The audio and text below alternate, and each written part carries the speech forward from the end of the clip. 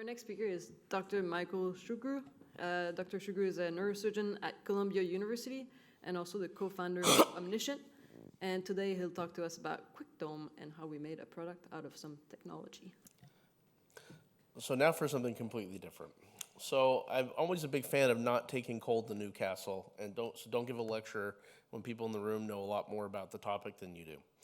So I'm going to talk about technology transformation, how we did it, what we're working on, and hopefully give some interesting insights for people who are interested in participating in the tech transfer concept of how do we actually make things that will help people in the real world. So obviously I've got a disclosure if you couldn't have figured this out from the rest of the talk. So I'm going to first start out by putting together a definitional set, which I think is really useful. So everyone knows kind of what technology means. Probably some people think they know what product means, but it's a lot more complicated than that. Product is a very difficult concept when you actually think about what products mean. And so technology, as we understand it, you make a set of observations, maybe you make a proof of concept, you get a working prototype, you go get some grants, you keep studying that. And technology, I think most people in the room are part of that in this room. But product is different. Product is how do you actually make something that people can use in the real world? So how do you get it to install, work in the place that you need to get it to work for the person who's going to be using it? How do you get them to actually understand how to use it? How do you train people? And how do you do this in a sustainable way so that you're not constantly having to raise money from different nonprofit type sources so it's sustainable? That's hard, right? And there's a lot more to that. The other thing, too, is this is a lot cheaper than this. This is what we've spent building a product. And you can see in the red, it's a lot harder. And I can talk about the personal pain it takes to do this. But ultimately, why should we do this? And the reality is, if we sit down and think that we need to get to perfect 100% certainty of how the human brain works before we bring these things into the clinic and help people use them, the decisions are going to get made whether we have the technology in a product form that people can use it, whether it's there or not, right? We still have to treat patients, they still have diseases, we still have to do things to them. We just do it with worse tools. And people are still getting minor progress or even making great progress, but it doesn't translate into things that prevent doctors from making the same mistakes. And that's been my motivation for many years. So when I was a younger lad, this is what I spent most of my career doing, which is seeing this kind of MRI and making it look like that kind of MRI. Now, that's a glioma, and gliomas are very difficult tumors. They're very easy. I could probably walk people through sucking the very easy center part of this out. But given that glioma cells integrate into synapses, which we discovered over the last decade, we know that removing them requires removing parts of the brain, at least if you want to get enough of it out to actually change the natural history of this disease. And I think I'm great at this. I've done close to 3,000 of these, written books, done this in about 14 different countries. But what happens is if you're honest with yourself, the patient can walk out of the hospital, and then come to you and talk about this. As neurosurgeons, we cause mental health problems as much as anyone in existence. That's a very high number. And personality changes, cognitive issues, et cetera, et cetera. We don't do this because we're reckless. In fact, we're really pretty cautious people in general, and we spend a lot of time paying attention to our craft, but we lacked the understanding of how to avoid it. And if you don't know how to avoid something, then you really can't really do much about it. You just have to apologize. My interest in this topic first became a topic of connectomics in general, began about 15 years ago when I was trying to figure out why this was a bad cancer. This is a glioblastoma that crosses the corpus callosum. And it was considered inoperable at the time. Now we know that you can operate on it, but you have to respect the default mode network that it's wrapped around. And what was happening is, because we can't see the boundary between the functional tissue and the tumor, because in many cases they're together, we were just cutting out the default mode network, and it caused patients to be substantially worse. And of course, why do we not know that? Because we didn't have any idea about large-scale human brain networks. And to this day, I am usually the first neurosurgeon that teaches most of my colleagues what the default mode network is. They have never heard of it, which is surprising to people in OHBM. but I've kind of been the Johnny Appleseed of that concept.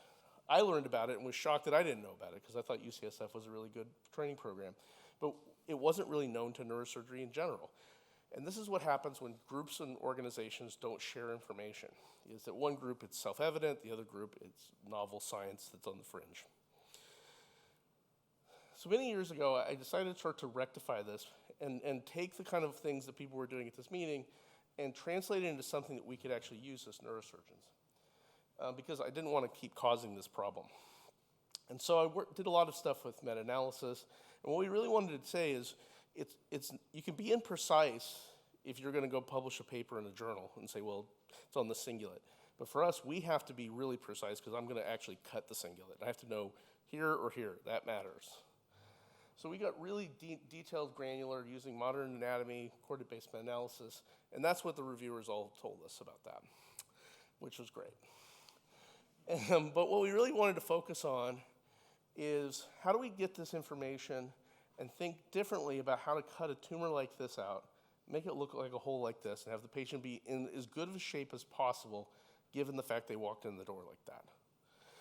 This is still a moving target, but the reality is now we've begun that discussion because we've started to create tools that let people actually have an idea where this is at, what networks are in the tumor. And how we did that, it really first focused on if we're going to get granular anatomy using a modern parcellation scheme, we have to be able to apply that atlas to that brain. Now, you may be aware that 15 years ago, that was not something that would work very well. And I can tell you that I know every single error in the FreeSurfer pipeline from trying that. So eventually, after becoming very frustrated, I came up with an idea on a plane that I wrote on a napkin and asked people at meetings for many years to help me build it. And basically what the idea is that we were going to use machine learning to train how to look at a voxel in the cortex and to adjust the parcel to meet that anatomy. What the key thing that makes that beneficial is that when something's in necrosis or a hole or someone changed the anatomy, this would be robust and try to adjust to that. That was a good idea at the time, but of course everyone said, yeah, that sounds great, I have a grant due or blah, blah, blah. If they had worked with me on it, their net, according to the venture capitalists, their net worth would have gone up by $15 million.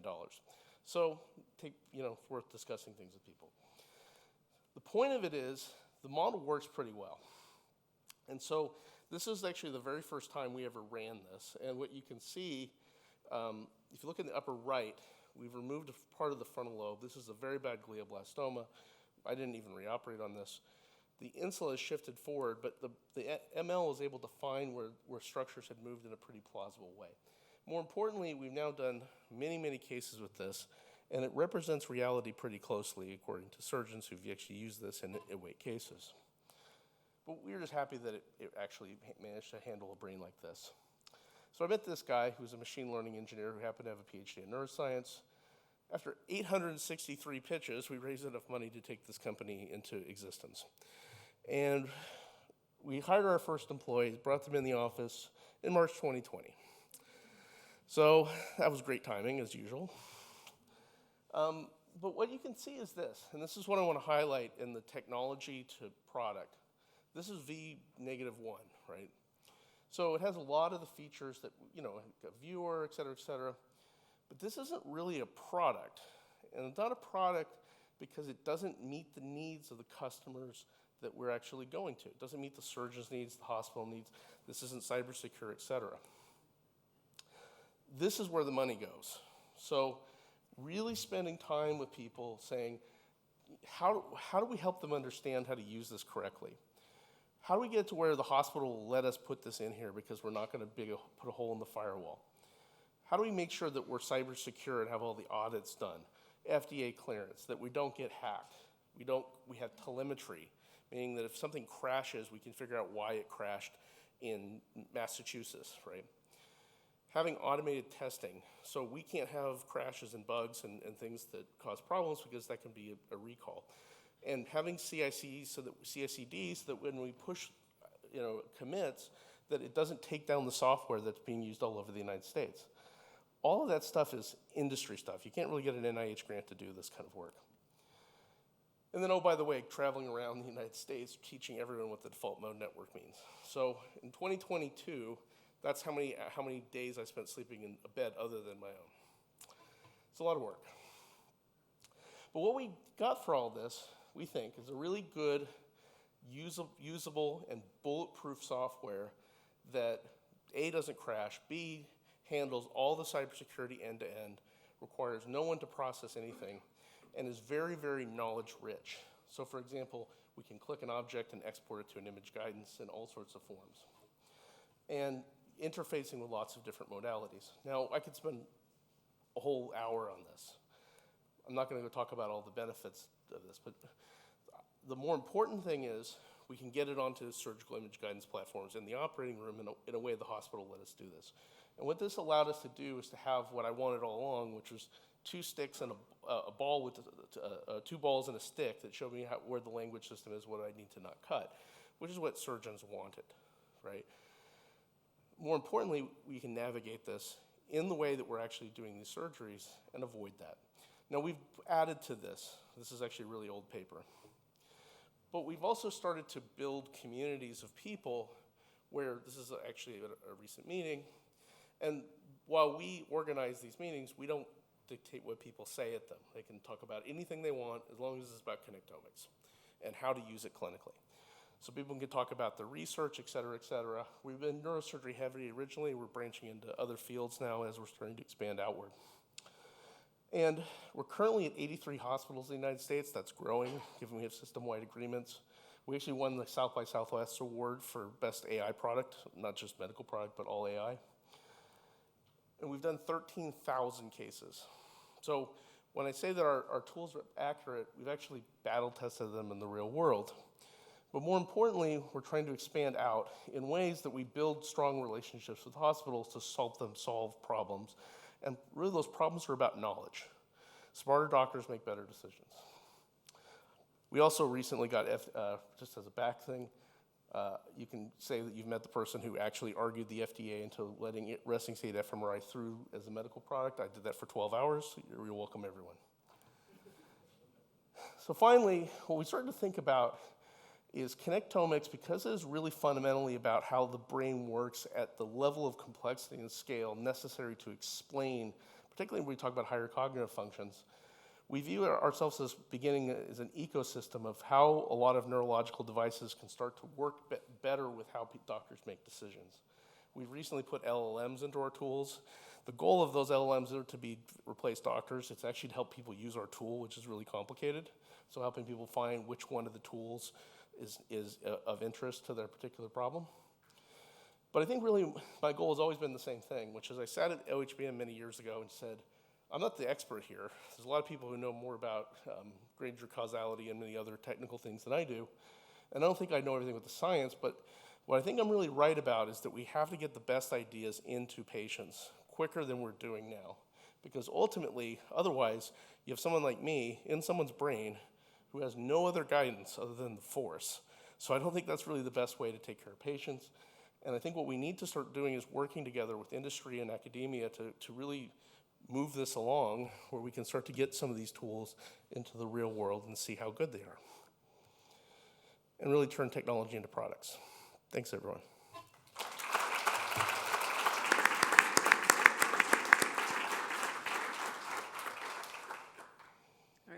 Thank you, Michael, for this wonderful talk. We do have time for a couple of questions. Please use the mic. And miraculously, I stayed on time. Nobody else for now. I was just curious, you had to cover a lot there just on the commercial side. Do you recommend any sort of minimum standard for imaging to allow you to start to use the Connectome project? Yeah, we spent a lot of time on that. It turns out that that's not something that gets into high-impact journals, so it doesn't get studied very much. But when you're taking a product, you have to know these things, like how many directions do you really need to do this? And then you have to figure out pragmatically. So when we looked at string circle deconvolution, people told us adamantly this was 65 directions or 45 or whatever. The answer, we have run this, is 24. We ran this through an enormous number of hypercluster things. We give them a margin because there's always going to be some motion in the real world. You're not treating people who are research subjects who are here to behave really well. So we give a buffer so that even if some get motion cleared out, that it still works. Because ultimately, we're not trying to say, oh, well, we're going to throw, for example, in a research study, you may throw a subject out to get, oh, this is low quality, but in the real world, this is a patient who's going to get treated one way or the other. So we have to have those kind of balances. And this is something you work out and refine over and over again when you're trying to do this in the real world. Hi, thanks. This is obviously really cool and exciting stuff. But I'm just curious, do you use connectome priors from other data sets or what? So, as you know, there's hundreds and thousands probably of data sets out there in the world, different age groups, different demographics and things like that. And I don't know, help you, look at sort of normative, what you would expect in a brain that doesn't have the tumor or doesn't have the whatever. So could you say a little bit more about how the AI actually does what it does? Yeah, okay, so it's a little complicated, but in essence, we trained it on normals, but we apply it to tumor brains, and that works. The reason it works is that what we did is we gave a huge training set of lots and lots of normal brains. So I think we estimated it out and we published in OHBM, and I think it's around 500 you start hitting an asymptote where you don't get much improvement in the model. But for example, if you're looking at Brodmann area 44, we gave it a lot of examples of how 44 voxels connect. So it's a voxel to parcel connectivity vector. Because we then are putting that and applying it in a tumor brain, it's really just a pure numerical topological solution. So it doesn't matter how it gets there, as long as it gets there. And so that was a good guess. It turns out that it works really well in the real world. Again, we've seen cases where, and now we have 13,000 experience, but where you have Broca's area, there's a cancer, there's voxels with single fibers running to one voxel through the tumor. And we used to think that was statistical noise. We now teach people that is not statistical noise. It may be sacrificable, but people have actually removed that voxel and got an aphasia right on the spot. So we now know that it's distrusted at your own peril. And it turned out that it worked. Great. Thanks. Yeah, Dr. Foy? Hi, great talk. Thank you very much. And it kind of confirms my fears that us neurosurgeons know mostly nothing about all these things you talk about, which is fearsome, but otherwise also a great road to improvement. So one question I have is more philosophical, and you already scratched the surface of it. Do you think integrating these things into, say, residency programs is necessitated? And the other thing is, being a commercial solution, I was wondering about per patient treatment costs. Could you elaborate on that a little bit? I'll talk to the first one because it's fairly easy. Yes. A couple years ago, when we first did this, people would start to say, well, what proof is, and I'd have to point to other people's studies. More recently, some pretty big studies, one out of the Barrow, and what they looked at was all their cavernomas, who did badly, and could they have prevented it had they basically preserved specific networks. And it turns out that about 9% of their patients, which is not bad, have a Rankin score drop. So this isn't subtle cognitive things that people might poo-poo off. This is you were more disabled than you were when you walked in the door. And so almost all of that was from cutting through the default mode network and the salience network. That got everyone to take it seriously. So the question then of now is going to be not, should we be doing something? It's what specific things do we tell, what is the curriculum going to look like? But yes, there are residency programs that are starting to teach this. As far as the second one, we could spend hours talking about pricing. Pricing is the most difficult topic in business. But one of the things we started saying is, if you really go down to where the future of commercial or medical payment, it's not going to probably be getting CPT codes. Okay, it's probably not going to be insurance becoming benevolent all of a sudden. What we said was, how do we provide value to our customers by making sure that the information we're doing solves a real problem for them? And then so for example, how we go in, we say neurosurgery is a very revenue generating. We can help reduce your costs and improve your workflows, and here's how we do it. We have a pro forma that we now generate directly out of the software that says, here's how many times you used it. Now that's very American, right? In other jurisdictions like Europe, it's different. In India, it's different. Every country is different. But what you say is make yourself a valued partner to them and help solve their problems, and you figure out how much value you provide and charge something less than that, so that you're sharing the value that you're providing. And I think value sharing is going to be where a lot of medical devices come through. But then the question then really gets into, if we start thinking about things like Alzheimer's or that have really big impacts on society, but at the customer individual level are not going to be so obvious, right? So the hospital doesn't bear the burden of, ineffective care of mental health issues, right? How do we figure out who pays for that and make sure that you're solving their problem? Or what our approach has been, we know that resting state fMRI has all this potential, and all these tools have a lot of potential in psychiatric disease. That's why this whole meeting is here, or at least a lot of it. What if we just made sure that we solve a big economic problem and have that tacking along in a platform? Because we can get into the hospital with, if you talk about neurosurgery, you always get in the door. But you build yourself enough timeline where you don't have to sell one tool and hope that you can generate enough money to pay your fixed cost. And that's why we kind of said, we're a good partner for anyone trying to commercialize things like that, because then they don't have to figure out how to convince the hospital. We're already there. And that's one of the things we've started to build out, as we've said, because we don't get turned off. We're making a lot of money for them, and we can prove it. Thanks a lot. Maybe just a quick follow-up question. Are you planning on doing any randomized or any sort of controlled trial for your software at all? There's a lot of stuff going on. I figured. But it's hard to randomize it. Yeah, right? Obviously. There's never going to be the same two patients, the same tumors. And then if you said, hey, sir, would you like to be in the less information arm of this? Naturally. What we started saying is there's a big study called the Glioma Connectome Project. So Penn, we helped to organize that. Penn, Miami, Henry Ford, Pitt, a few other places are involved in that. The real angle is, what is the consequence? And what I tell everyone is, the software is not going to make a value judgment for you. It's not going to say, how much are you willing to give up for 3 months of life, right? That's a patient decision. What we want to say is that you shouldn't have that happen, make the decision made for you because you didn't have the information. So if you know that the default mode network is full of cancer, you might decide to sacrifice it, but you shouldn't just walk into the trap. And that's where we view it as. And so in that case, like for example, what got me thinking this way was we were organizing a study with a pretty reputable group in China. And as we're doing the pilot studies in this, we realized, hey, wait a minute, what if they just ignore the scan and they just cut the tumor out like they always do? It's not going to be the software isn't the determinative factor. So it's a hard question to answer, and RCTs may not be the best way to do it.